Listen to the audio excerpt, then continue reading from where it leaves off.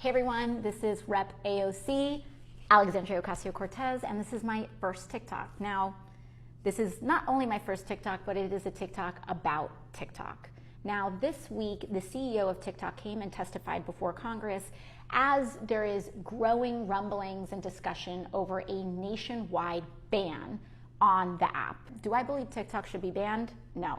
Why should TikTok not be banned? First of all, I think it's important to discuss how unprecedented of a move this would be. The United States has never before banned a social media company from existence, from operating in our borders. And this is an app that has over 150 million Americans on it. Some of the arguments about banning TikTok have come in with respect to discussions around Chinese surveillance and utilization of data that is tracked and the enormous amount of tracking on U.S. citizens and data that is harvested by TikTok. And they say because of this egregious amount of data harvesting, we should ban this app.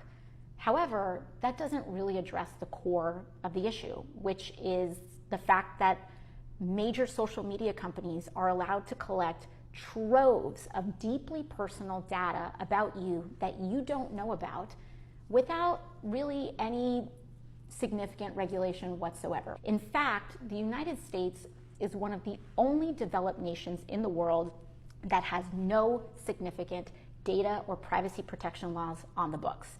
The EU, for example, has something known as the GDPR, which really forces an enormous amount of protection on individual users and the amount of data that companies can collect about you without your knowledge. So to me, the solution here is not to ban an individual company, but to actually protect Americans from this kind of egregious data harvesting that companies can do without your significant ability to say no. And usually when the United States is proposing a very major move that has something to do with significant risk to national security, one of the first things that happens is that Congress receives a classified briefing. And I can tell you that Congress has not received a classified briefing around the allegations of national security risks regarding TikTok.